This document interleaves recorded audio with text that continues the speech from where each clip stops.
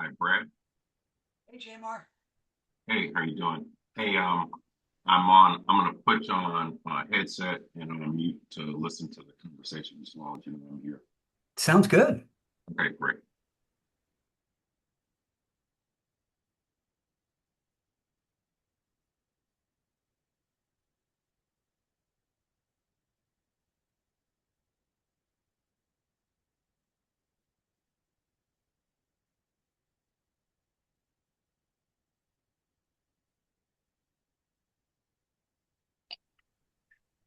Happy Thursday, everyone. Hey, Jeff, how are you, buddy? Fantastic. Another day in paradise out there in Houston, huh? Yes, sir. Yes, sir. Hot and humid. Yeah. Came early this year, huh? Yes, sir. Oh, man. All right, we'll give it another minute and then we'll get started. Appreciate y'all hopping on.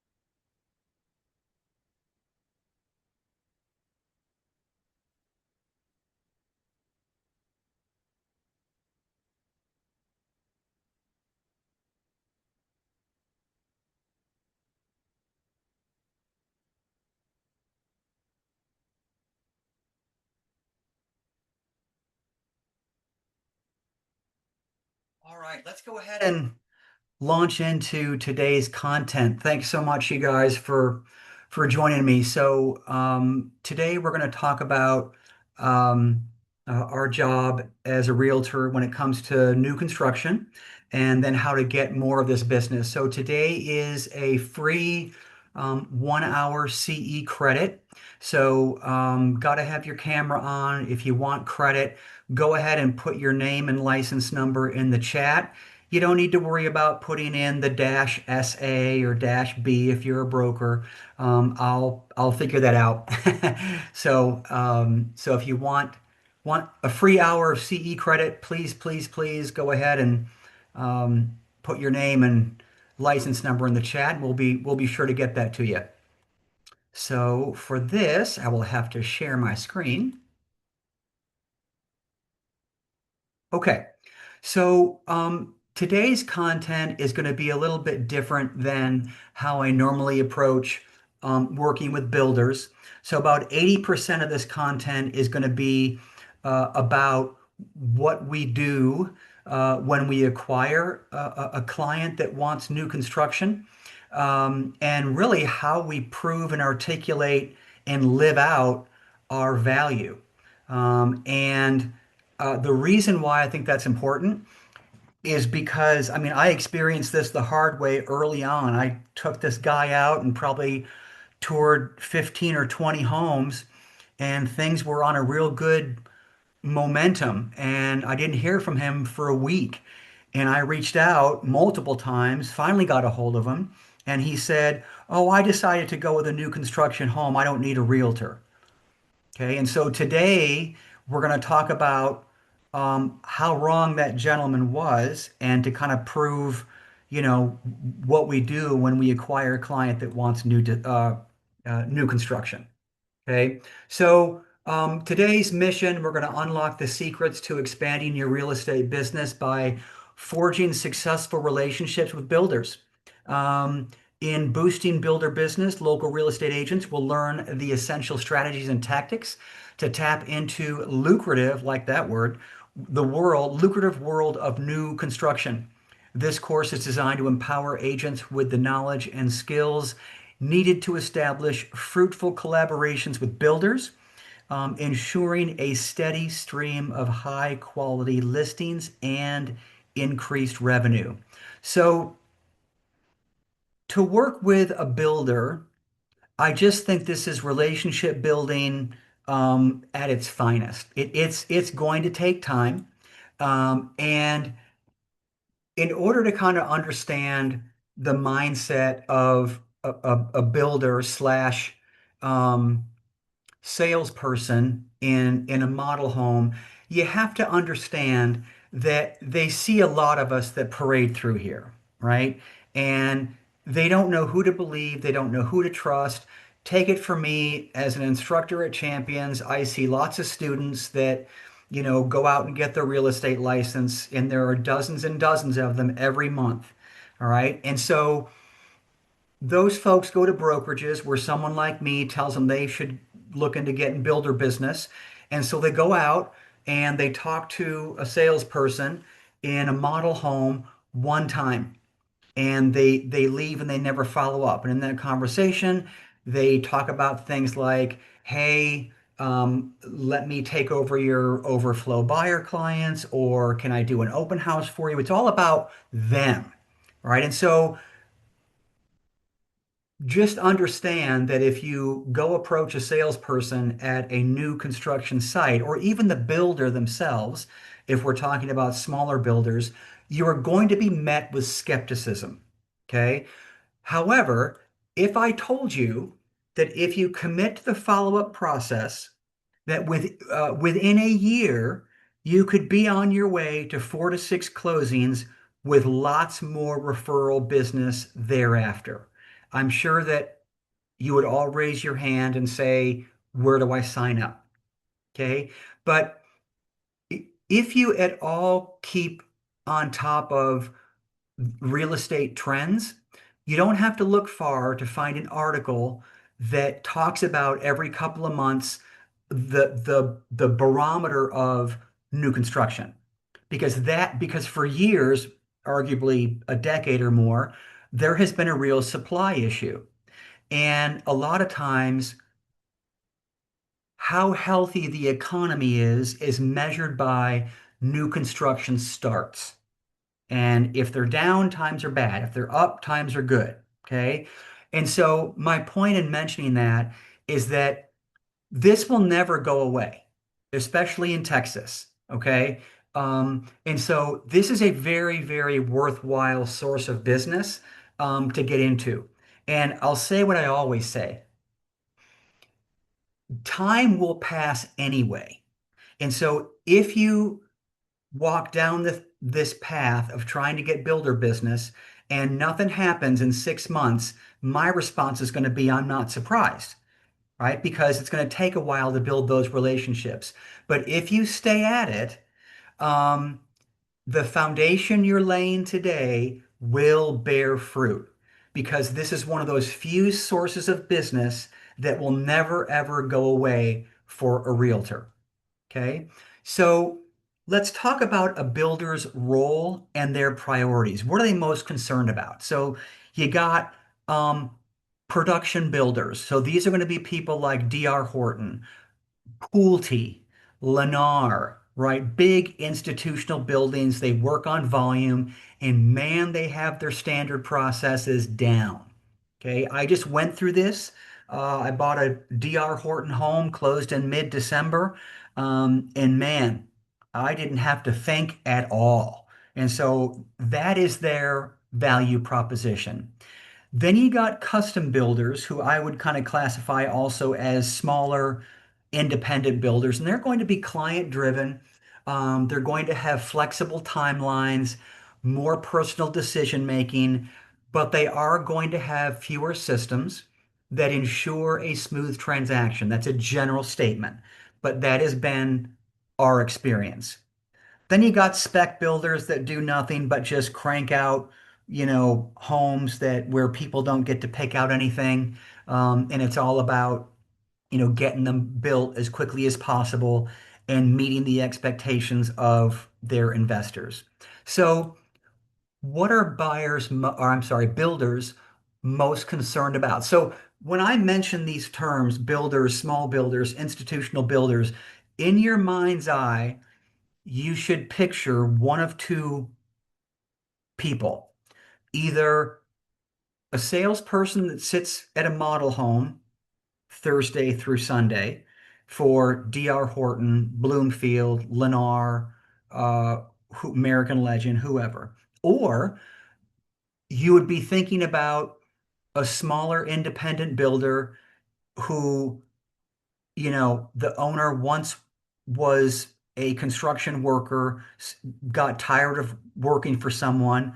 All he wanted to do was build homes, and it may be just him and a relative, or him and a small crew.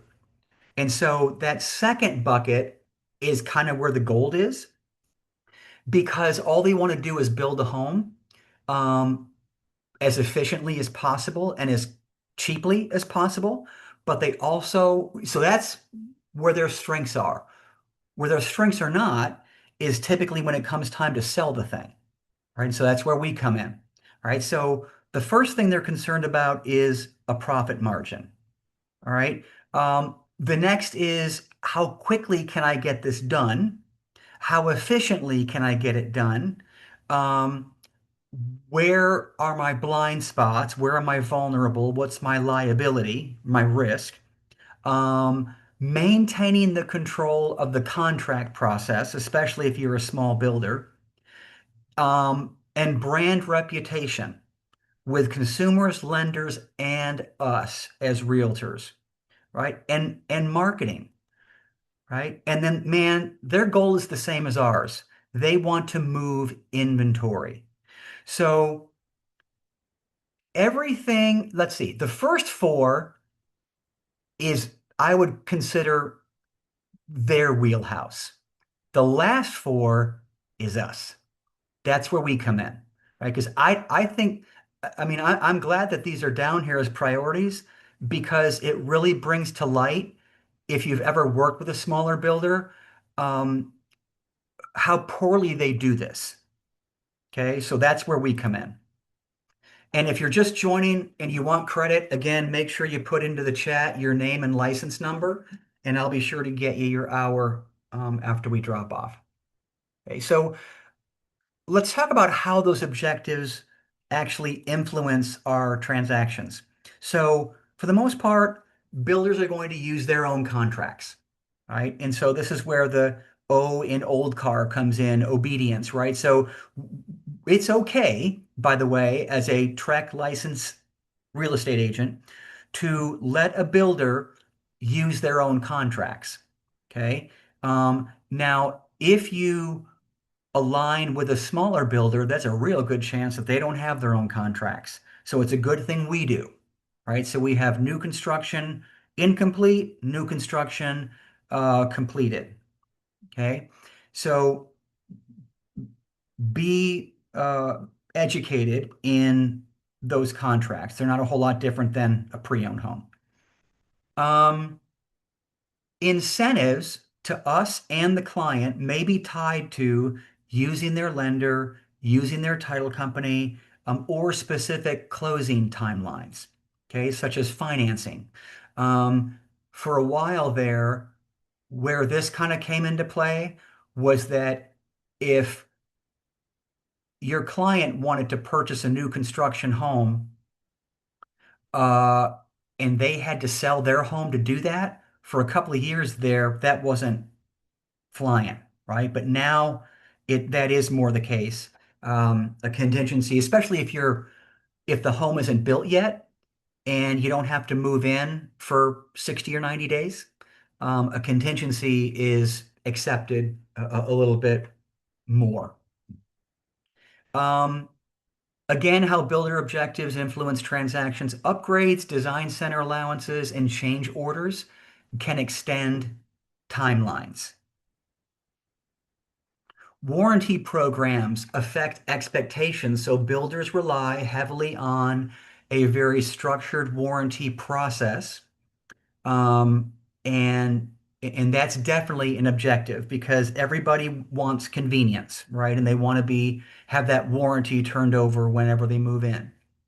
So to briefly kind of review what the stages are of a new build and what our responsibilities are, well, you got pre-construction. So when my wife and I were looking for a home, uh, and we pretty much just went with D.R. Horton, we saw some homes that were already built, but then we also saw lots that were available. And D.R. Horton can, slap a home together in 60 or 90 days. So that wasn't a big deal that the home wasn't built, but I'm just trying to illustrate the process that we went through, and this is a part that you want to be there for. Now, mind you, you want to be there for all of it, by the way, but don't think that your opinion doesn't matter. And I'm going to tell you why. Because it's a lot easier as an agent to provide objective advice to a client who's in the thick of it. Like they may have forgotten that they've told you, right now we've lived in a home for 25 years that faces east, and so the backyard faces west or vice versa, and I'm really sick of that because it heats unevenly, it cools unevenly, not to mention I've got to close my blinds strategically 2 times a day because that sun beats in and just kills me. Right? So they may have forgotten that they've told you that. And so they start picking out a lot, and all you have to do is get out your phone and get into the Compass app and remind them, oh, by the way, your front door is going to face east or it's going to face west. And if you come in with your groceries at 3 o'clock in the afternoon, you're not going to be able to touch that doorknob. You want to live through that again? Right? So your involvement matters. Pre-construction also deals with reviewing the surveys, plat maps, easement, any pre-approval requirements. So listen, you can go through a new construction development where no homes have been built yet and see all those junction boxes in the front yard, right? Or power stations, but some lots don't have them. That's a great opportunity to ask them. Now, you're going to have to live with this big green metal box in your front yard. You realize that, right? And then secondarily, when we get the survey back, there's going to be an easement where you're not going to be able to do certain things in your yard because the electric company has to get to that box. Okay, so they may not care, but what great value that is for you to add. You got to confirm, are they in an HOA? Are they in a property improvement district? Are they in a MUD? Now, this speaks to how dialed in D.R. Horton's process was. They had a one pager that had all this. What the HOA was, if there was one, were they in a MUD? Were they in a PID? Because to us that mattered. To us that mattered. All right, and then you got the contract phase. So the builders are going to have lots of addenda. So, not that I don't mind doing this, but I can't tell you how many calls I get from agents that have a client that wants a new construction home and the agent gets the 100-page contract and they want me to look it over to make sure that there's no gotchas.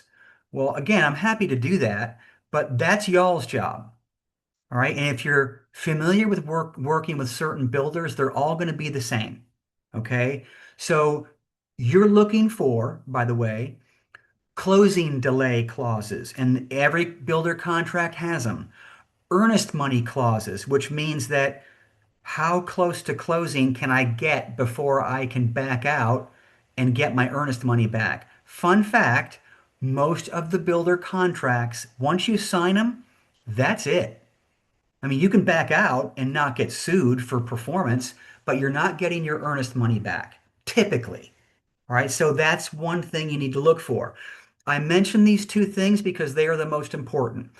If it is in a cookie cutter typical subdivision with a developer that has, there's other companies around, you're likely not going to have an issue. However, if the home is still under construction and you've been told by the builder that you're going to close on X date, I'm going to guarantee that there's a closing delay clause in there. that no one's going to pay attention to until it matters. And so by that time, leases have been broken on behalf of your client, movers have been scheduled and paid for, all sorts of stuff, only to find out that you're not going to close for another week. So this is an important one to look for in a contract to make sure that your client is well aware that the closing date is fluid. All right. Encourage your clients to use their own inspector and their own lender uh, when appropriate. But most builders are going to have their own lender, and they're worth looking at. But a lot of lenders, including our own that we partner with, has a lot of great incentives that could match or beat what a builder might have. All right, then you got the construction phase. And even if it is a spec home, which means a home that your client can't pick out anything, the flooring is the flooring, the paint is the paint, they're not going to have any say in that. There's still stuff to be done before they're given the keys, right? So attend all walkthroughs with the client because for no other reason, this is built-in relationship building because agents are like clients. They're going to take the path of least resistance. If that home is a 45-minute drive for you as an agent, it might be tempting to say, well, this is pretty much between you and the seller, the builder. They probably have this handled. You probably don't need me there, right? That's the wrong approach. Because fun fact, there is very little that we actually do have to do in this process. So I'm not just saying do stuff for the sake of proving that you're worth the commission that you're going to get paid. I mean, genuinely add value. Because without a second set of eyes, all hope is lost, right? I mean, they do need you, whether you or them believe that they do need you. So attend anything that is possible, even the smallest detail, smallest meeting. Verify change orders are documented in writing. Okay, so we'll get into more of this in a second. But if there is anything that deviates from when they signed on the dotted line, do not take a verbal agreement from any builder as a guarantee that it's going to get done. All right, so especially when you're dealing with independent, smaller builders. Communicate timeline adjustments. That's where that whole closing date thing comes in. Reinforce or reiterate any original conversation regarding what that buyer is going to get when they get their keys, right? Kinds of cabinets, kinds of flooring, paint color, all that stuff. And then you have pre-close and final walkthrough. So any decent builder will allow your buyer to go through and put the little blue painter's tape on, paint dings and, a faucet that might be loose, things like that. That is huge for you to go through. My wife and I did it with someone that was with D.R. Horton, where that was their only job. And between the three of us, we found a ton of stuff. And my point is that if you're not there, then that second set of eyes can't catch stuff that they didn't catch. Because by this point, all they want is the keys and they're going to miss stuff. All right. So it's important as the professional to be there and point those out. At this point, make sure you have all documentation for any manuals and home warranties that are given to you by the builder. Um, my first couple of days, I did nothing but call up the warranty divisions of all the appliances and all the HVAC and the irrigation system, and it took me forever. But um, that's a good heads up to give your client to make sure that they do that, or nothing's going to be covered. And then you got post close. Again, remind clients of the warranty deadlines, um, registering for your homestead exemption, all that good stuff. All right. So let's talk about the local market trends. So factors that affect pricing and supply and just how this whole machine works. Well, you got labor shortages. You got supply chain disruptions, and man, were these ever prevalent during COVID. You got lot availability, impact of interest rates on builder incentives, local permitting timelines, and then shifts between resale and new construction demand. All right. And then, slap on top of that what's going on with, any geopolitical things, uh, TSA is shut down, all those sorts of things. Right, then you have regulatory and compliance issues. So, builders have to follow all sorts of permitting and inspections and engineering requirements as set forth by the city that they're building in. So that's why, while I do think it's important to get a third party inspection, um, just know that this process is already built in to where they're not going to be able to move forward with the next phase of construction until they get the first phase signed off on. Not that that's a guarantee, but I'll tell you two personal stories. The first one was when I built a brand new home when I first moved here over 30 years ago. And it was during the summertime. We move in, and the AC kept tripping. And that was fun. And so I get the warranty HVAC person out, and it turns out that they put in the wrong fuse upstairs in the attic in the furnace. And so, um, and I did not have an inspection done at that point. Maybe I should have. But the second story is the home that I moved into now. I also did not do an inspection. Now, knock on wood, nothing has gone wrong, but I felt confident enough with D.R. Horton's process that I didn't think that I needed one. But had I gone with a smaller builder, I definitely would have done one. You just want to make sure. All right, even though this is new construction, you got to follow all the rules as set forth by TREC and the Texas Real Estate Licensing Act, regardless of, what a builder might do. Verify that the builder is registered where it's required, and not under some kind of litigation that might impact closings. I mean, the whole notion of everybody is under a review process is no different here. And now you're going to get the good, the bad, the ugly wherever you go, on any product, but that is something that if the client hasn't already done, you can kind of research. And I would be looking for things like quality and closing delays, right? So encourage your client to do that as well.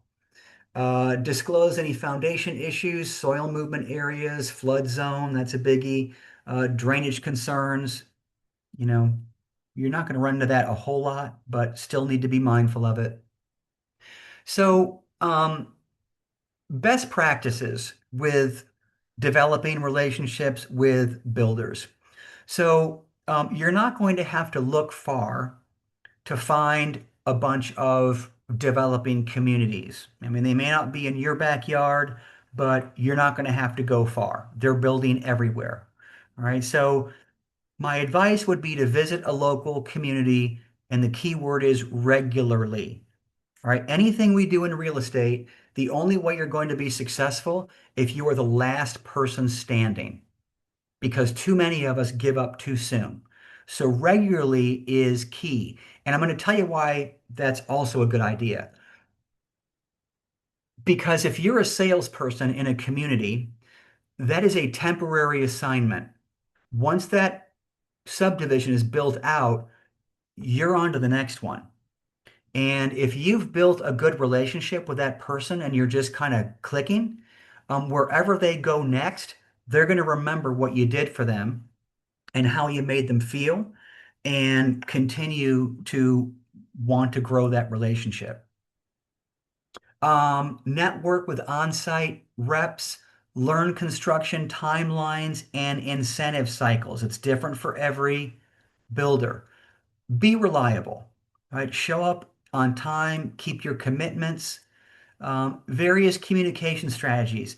Professionalism works best, right? So if you stop by and talk to a new build salesperson, I mean, take their business card, that's kind of a given, but then follow up with them with an email or a video text, just kind of capturing what you all talked about. If nothing else, just express how grateful you were that they took the time to explain a little bit about their product. Keep your broker copied on any major issues. And this is critical. I mean, stay in your lane, right? This is a great opportunity to learn a whole lot more than you normally would about home construction had your client wanted a pre-owned home. But for that reason, we're really there for negotiation and protection of your client, not construction advice. All right. Even if you are, kind of somewhat in that business, maybe your spouse is in that business. I mean, I would just defer to the builder and the salesperson, right? So we're there for a very specific role. All right, so staying track compliant, never promise buyers something the builder hasn't confirmed in writing. Avoid language that might be interpreted as guaranteeing their quality or timeliness. And for heaven's sake, don't say something like, oh, that'll work itself out, or that's never really been a big deal in the past, or no problem, right? Those can be misconstrued as deceptive, and they're never a big deal until it becomes a big deal. Clearly disclose compensation arrangements. That's going to be in all the builder's paperwork, by the way. And then understand how to handle builder incentives for you. So if you've signed a buyer rep agreement where technically the buyer is going to pay you 3%, for your services, and the builder comes up and says, well, we'll pay you 3% plus a bonus of $5,000, you're going to have to amend your buyer's rep agreement, right? So that you can accept that, because the new rules are you can't accept anything more than what's in that buyer rep agreement. All right. So here's the deal. I put in commission rebate issues because there was a perception out there, wrongfully so, where buyers think maybe that as long as they're doing a new construction home, we're getting a free commission check, really. So what is it that you're actually doing? And if they start convincing themselves of that, they may ask you for a rebate in your commission. Totally up to you whether or not you want to do that. I am a huge advocate of not doing that. Um, Unless, circumstances are maybe they are scraping everything they can to get this over the goal line and they can't do that without your financial help. I mean, it's totally up to you guys. All right. But I mean, I just wouldn't do it. I don't see any justification for rebating any of your commission for any reason whatsoever. But I'm just telling you that in this arena, the perception is that it's an easy ask on behalf of your clients. So I would assume that they're going to ask anyway, so that you can prepare yourself with your response. Okay. All right. Representing clients effectively in new construction. So fiduciary responsibilities, it's the same as in pre-owned construction or pre-owned home. It's the old car, and this is a NAR thing, right? So obedience, follow a buyer's lawful instructions. They got to be lawful. All right. Loyalty, avoid being influenced and having your loyalty compromised with your client by builder incentives. In other words, don't get into a situation where the buyer thinks that you're only taking them to new construction builders that are actually offering these incentives. Disclosure, inform buyers of potential delays, builder reputation issues, right? So that's where that whole review process comes in. Confidentiality. I mean, it's the same as a pre-owned home. You really shouldn't be, unless the buyer says so, discussing the financial details of your client with the builder. Accounting, so track any deposits or change order payments. And then reasonable care. This is the catch-all for you should have known better, Mr. or Mrs. Agent. Why didn't you tell me the builder is in a lawsuit? Why didn't you tell me that my closing date may change? Why didn't you tell me they could swap out quality of flooring, right? That type of thing. Right? So documentation and disclosure requirements. So as it relates to what you should have and what the builder is going to give you might be two different things. So it's not going to be, just FYI, uncommon for the builder not to give you a copy of the contract. They're not trying to withhold anything from you, but there's just not that expectation that exists with a pre-owned home. All right, so it doesn't mean you can't ask for it because in order to upload all this stuff into Back Agent, you gotta have it, right? Um, Seller's disclosure. Now, mind you, a new home is exempt from this, but whatever might fall into that category. Be mindful of getting a hold of whether or not it's in an HOA, property improvement district, municipal utility district, flood zone disclosures, that type of thing. Anything to do with foundation, soil, or drainage.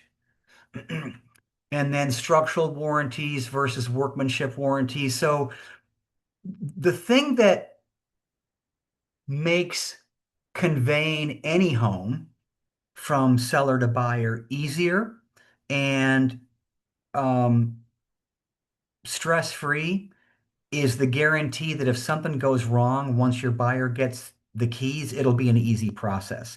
So the seller by is bound by certain elements of the Texas Property Code to cover these things.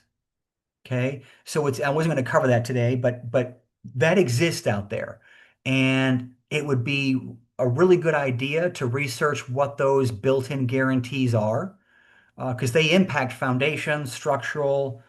I mean, you can't just sell somebody a lemon of a house and expect not to have any recourse, put it to you that way. So research what that property code is so that you know going in what the baseline deliverables in terms of a warranty are. All right. But if you're dealing with a big institutional builder, they're going to have this stuff. The point here is that you need to get them for your client. Okay. Inspection opportunities and any limitation there might be in the builder contract. Right. So, scenarios for making sure that all this stuff goes smoothly. What if a buyer, in their eagerness to move into a home that no one's ever lived in before, kind of prevents them from reading the contract in full? Right? So, how are you going to respond to that? A builder refuses third-party inspections. What can you do there? Buyer wants to negotiate items outside the written contract. All right. What are the risks there? All right. So um, let's go back. Basically, um, we're there to help support the understanding of the contract, but they're the ones signing it. So you'll need to convey that to them that, hey, in my experience, here's what I look for. Contract, delay deadlines with the closing, warranty issues, earnest money issues, and whatever else you decide to mention. But let's be clear, you need to read through this because you're the one signing it. I know there's 75 pages there. This is the only time you'll ever have to sit down and read it, right? But you're going to be responsible for what's on these pages. If they refuse a third-party inspection, all you can do is explain the risk. And you can convey my stories or come up with one of your own or whatever as to why that might not be a good idea. And then explain the risk of negotiating things once the contract's signed. I mean, again, client shouldn't take a verbal agreement as a guarantee that something's going to get done. Okay. So as a realtor, we got to focus on what is negotiable in a new construction scenario. And those are things like price, closing timelines, design center credits, right? So how much money is the builder giving you, if any, to pick out stuff that you want? Are appliances or upgrades included? Am I paying extra for a lot premium? And is the builder going to kick in to buy down the interest rate? So these are literally a handful of things that you can negotiate. And depending on the demand and how quickly they want to move that inventory, um, will determine how easily you can get these done.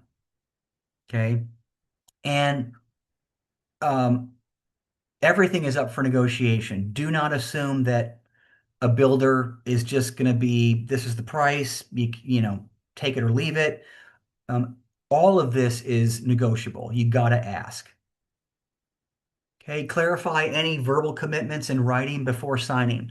So if the salesperson did promise a certain, upgrade in the window treatments or flooring, if it's not in writing, that conversation never happened.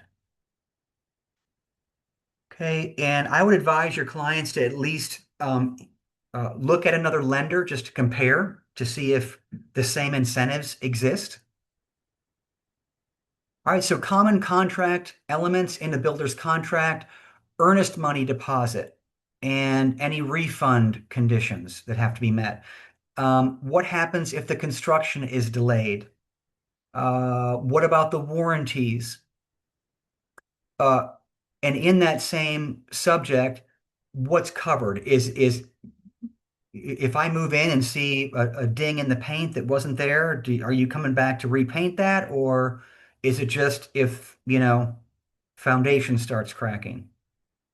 All right, construction standards. And here's the deal.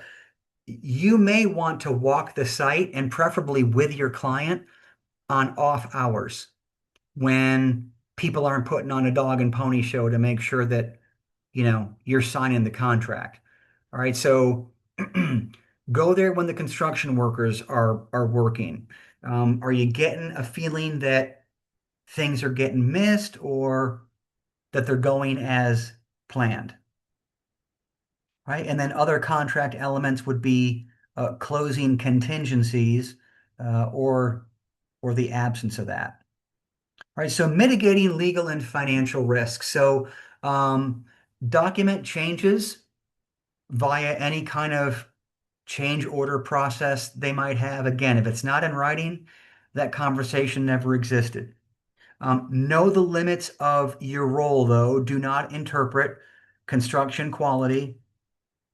Encourage legal review for any kind of complex custom construction that might be going on. Manage your client's expectations about the closing date. Okay. Marketing and listing considerations for new construction. So you got to adhere to all the Trek advertising rules. So this would be if a small builder allowed you to list a home and advertise it for them. Okay. Ensure that, of course, the brokerage name is in there. No misleading claims like quality guaranteed or anything that would appear deceptive. Can't promise about completion date or anything of that nature. And then MLS compliance, right? So if you're going to be the listing agent and all communication go through you, that's one thing. However, you may run into situations where the builder says, I'll pay you 500 bucks or $1,000 to list it, but that's all I want you to do. All right, so in that case, you're going to want to put in there it's a limited service listing. Call the builder at this number. I don't know anything about what you're probably going to ask me. Direct all of your questions to that person.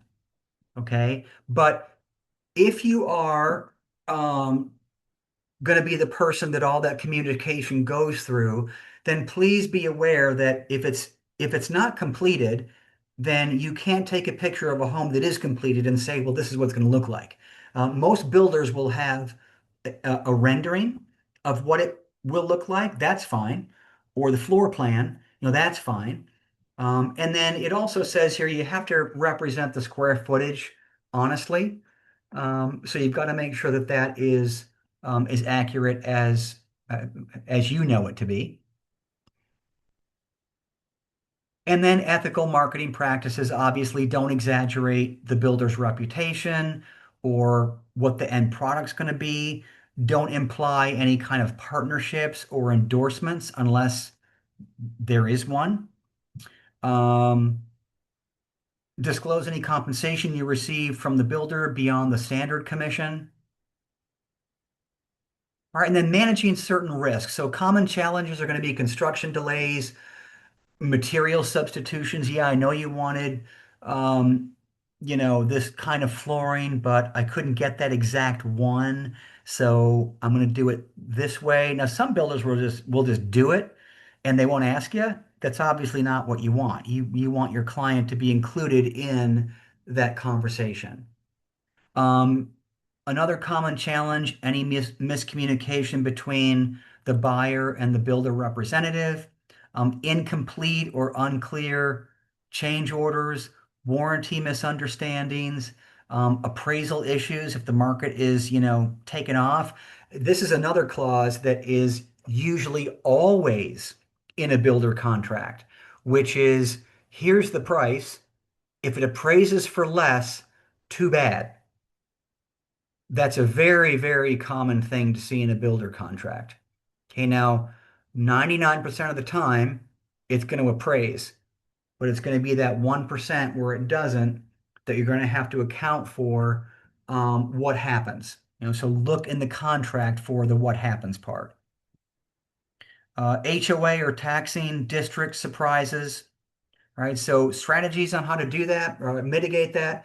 Keep everything in writing, especially changes. Just don't assume that the builder's going to make good on a verbal promise. Attend any walkthrough possible, verify items in writing, document all client conversations, encourage third-party inspections, even if optional. So, we're pretty deep into this presentation, and there's a lot of overlap here, but it's on purpose. Hopefully, you're starting to see come into focus really how much we actually do for a client with a new build. Verify builder timelines verbally and in writing. Follow up regularly to prevent surprises. And so here's a case study. Your buyer selects 18,000 in upgrades at the design center. And so they're picking wood floors, upgraded bathroom tile, and enhanced lighting. 2 months later, during the pre-drywall walkthrough, the buyer notices that the lighting package is missing. The on-site rep says, well, we never received that change order. All right, the buyer blames you, saying you should have confirmed this. So this is the R in old car, reasonable care. This is the catch-all of, well, why didn't you catch this? All right, so what is the agent's responsibility in documenting change orders? Should you have attended the design center appointment? What steps should you take immediately? Is the builder required to honor the upgrade if it's not in writing? What preventative practices would have avoided this issue? So change orders got to be signed and documented, right? If it's not in writing, it wasn't, conversation never happened. Agents don't approve the design items, but they should encourage written confirmation. So get your client into this habit of if something changes, there's got to be a paper trail. Follow-up emails from you, including the client, after the design meetings will help keep everybody honest. Buyers must review the builder's contract to understand what this process even looks like. right? And so the answer is yes, you should have attended the design meeting, by the way, because a conversation like that you're left out of is a recipe for disaster. All right, so I think I have three questions here. Which of the following is typically a top priority for most builders? Is it A, offering unlimited customization? Is it B, maintaining construction timelines and profit margins? Is it C, allowing buyers to rewrite the builder's contract? Is it D, encouraging buyers to choose independent inspectors? All right, so they are most concerned with, I see a lot of B's. B is the right answer, right? They are concerned with maintaining construction timelines, making sure everything's on schedule. Question two, what is the agent's primary fiduciary duty when representing a buyer in a new construction transaction? Is it A, promote the builder's preferred lender? Is it B, protect the client's interest above all else? Is it C, advise on construction methods and materials? Is it D, attend all inspections personally? Well, just by the way that's worded, an agent's fiduciary duty is always to protect the client's interest above all else. Answer is B. When must agents encourage clients to document changes such as upgrades or design selections? Is it A, only for changes above 5 grand? Is it B, only at closing? Is it C, immediately and in writing using the builder's formal change order process? Or is it D, only if the builder suggests it? And so the right answer is C, immediately and in writing using the builder's process. Okay. Okay. So if anybody has an urgent question in chat, go ahead and unmute and ask it now because I'm not keeping track. And if you haven't put into the chat what your name and license number is to get your credit for today, go ahead and do that. So, and just interrupt me if you have a question. So, hopefully you have realized what a little gold mine this source of business might be. So let's talk about how to get more of it. Hey, Brad, Yeah, go ahead. just want to mention Val and I helped my nephew purchase a new home. And when we got down to the closing, they were not going to give him the credits that he had expected, the builder credits. And had we not been there to look over those contracts, he wouldn't have known. He would have just signed it and not gotten them. So we are beneficial in a new home sale. So anybody who thinks we're not, my nephew can tell you. Saved me. I hear you. And I always you have to imagine that I always sit back as the broker, um, biting my fingernails, knowing full well that stuff goes on like that out there all the time that, never gets caught, nothing ever comes of it, until it does happen, right? Didn't Mike Tyson say it's all fun and games until someone gets punched in the mouth? And so, um, great point. Um, and oh, by the way, legally speaking, a client has 4 years from the end of that transaction to lodge a TREC complaint. So in Valerie's example, guy's got 4 years to blame us for not catching something like that. And thankfully, the story was the opposite. We did catch it. But, and in the excitement of moving in, you can kind of see where that might happen. Okay. So, aside from visiting our builders, we do have a mail campaign on our website. And if you go to whiterocktexas.net again, go to on-demand training. And if you're joining us today and you're not a White Rock agent, just shoot me something in chat that says that you want this and I'll send it to you. But I have a whole section on how to get more builder business. And I have a sequence of correspondence. So 12 different things. Okay. And four or five of those things is a mail campaign. And here it is. And it's in Word format because you're going to want to put in the builder name and all that, but it goes in order. So here's letter one, that's, an introduction. Here's letter two. It's all branded for you. You just sign your name. You don't even have to write it. Right. And so this would be primarily for small builders. Now, if you're dealing with D.R. Horton or American Legend and you think that that relationship could gain traction, create your own. I mean, there's nothing wrong with that. But this method does work. Okay. Now, while I'm here, I also have a freebie for you that I just created today that kind of piggybacks on what Val just mentioned. If you are at a loss for how to articulate why they should hire a realtor, I have that. And it's also in Word in case you want to tweak it. Why you still need a realtor when buying a new construction home. So for you White Rock agents, it's a 4-pager. It's on our website. Go download it. If you're not with White Rock today and you want this, shoot me a message. I'll give it to you. I represent you, not the builder. I negotiate beyond price. I compare builders objectively. I protect you in the contract, guide you through the building process. And then you get to the bottom and it says, my commitment to you are these 4 things. Let's make your first home purchase a smart one, not a stressful one.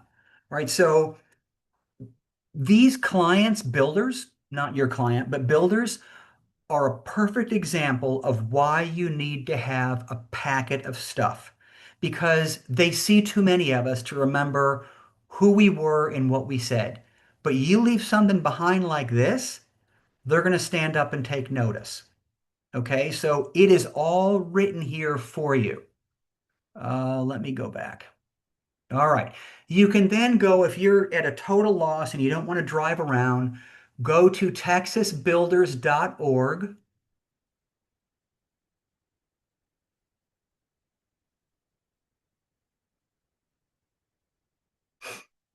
And this is really, you don't have to, this is free. But if you wanted to invest in something that I think is going to reap long-term benefits, I think it's a couple of $100s a year to be a member of this association. I would do that because you're going to be in that environment. But here's the deal. Go to membership, go to builder directory, and you can even sort this. I'll just put in my new zip code. Show me all the builders in this zip code. It's thinking. And here they all are. This is just, well, that can't be right. It's going to do near me, radius. Let's do this. Anybody that's done this has come up. A ton of them should come up.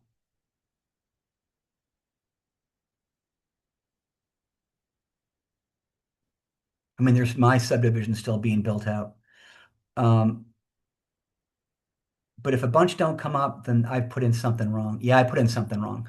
But let's just go back. I'll just kind of show you the spirit of what we're trying to do here. So these are all sorted by alphabet, right? So just start with the A's. And you're gonna see ones that are familiar, but like this one, B&B Homes, I never heard of them. Um, and you're gonna see industries that are not home builders, but you'll be able to parse those out. Here's one in Cedar Hill, B&J Custom Homes. I don't know who they are, but man, that to me is where the gold is, because if they're a smaller builder that I've never heard of, they are probably having difficulty marketing themselves. All right. And so again, you got 26 letters on the alphabet plus all these numbers that come up too, that you can just start calling or sending that mail campaign too.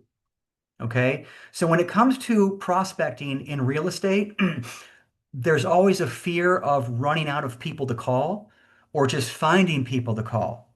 And there are hundreds and hundreds of these to reach out to. So, so you have that. Okay. All right, then you got new home source professional. So I know I'm short on time, so because I just reviewed this, I think last week. So new home source, you might be sitting back and saying, well, wouldn't it be great if Texas had an MLS for builders? Well, I'm glad you asked that because we do. And wherever you're calling in from, your MLS has this. So um, sign into your association. And before you actually sign into the MLS, you can expand this and you're going to come across, oh, maybe it's not here. It's further down, sorry. You will have an icon that looks like this, a little white house, a blue background with a bunch of sun rays come out of it. New home source professional. Fun fact, you're already paying for this. And the reason why this is important is because you have your own custom website that you can give to your clients that they can search for new homes on their own. If you go up here and you've already signed in, you should be able to go to something that says my showingnew.com site, meaning this is your site. They built this for you. So when I reviewed this last week or the week before, I gave you an example of one of our agents that has this link in her email signature that will go out to anybody that gets an email from her. That's a very, very good idea. So when your client clicks on this link,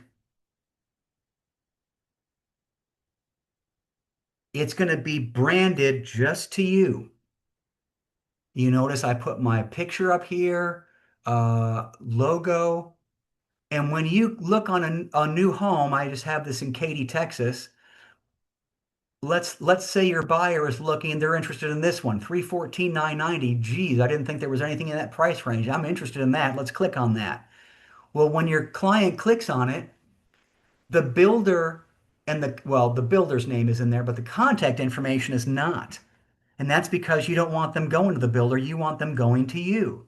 And so that's why they're going to email you here, right? And you're going to get an email that says your client was looking at this home, but the builder information is nowhere on here.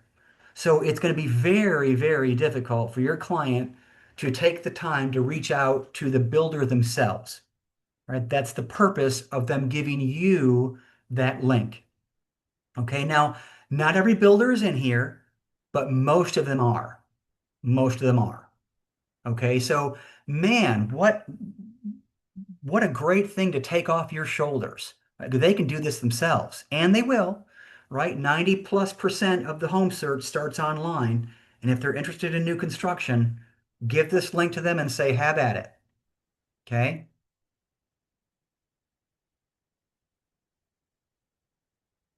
And so if you want to be in that space, I would definitely learn where that link is. All right. So my mission to you, visit one small builder per week. So at the end of 12 months, you will have visited 52 of them. Ask to do an open house, ask for marketing to provide marketing help, ask for provide a list of homes in that are pre-owned that might be their competition because they don't have access to the MLS. Okay. Then visit one large builder per week. So these are the D.R. Hortons of the world and follow up. Take a new construction class. There are a ton of them. And a good place to start is your local association. All right. So if it's HAR or ABOR or Metrotex, everyone's got a training calendar. They teach these regularly. You will be amazed at what you learn.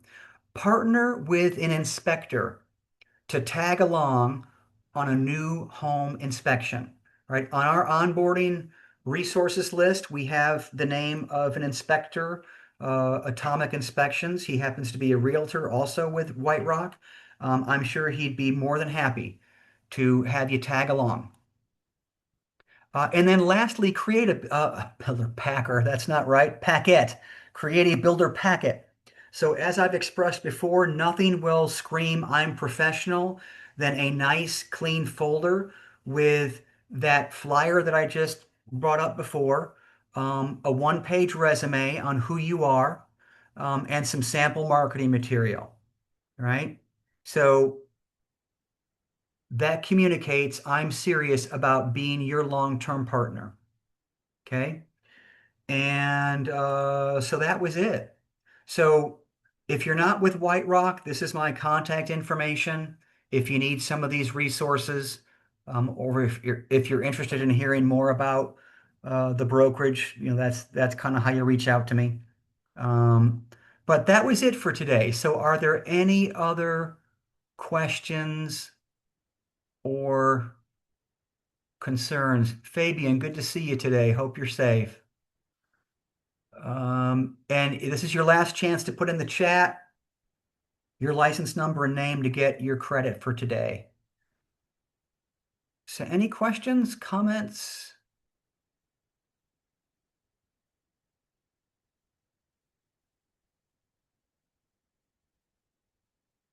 Is the survey in our emails? I'm not sure if I understand your question, Sarah.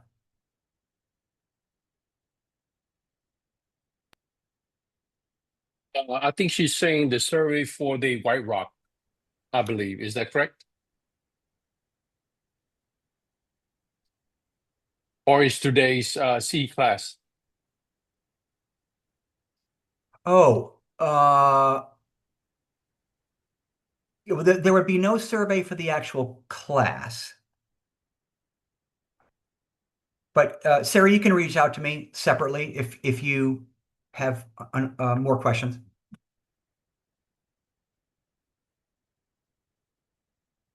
All right, guys. Well, thank you so much. I'm really glad you all joined me for today. I hope you saw the value in this source of business. So we'll be back next week. I have next week will be the typical office meeting. Next week, I'm going to take some time to review some aspects of Realty Juggler, which I think I'm long overdue on, to make sure you understand what our CRM can do. And then the following week, I'm doing another uh, training.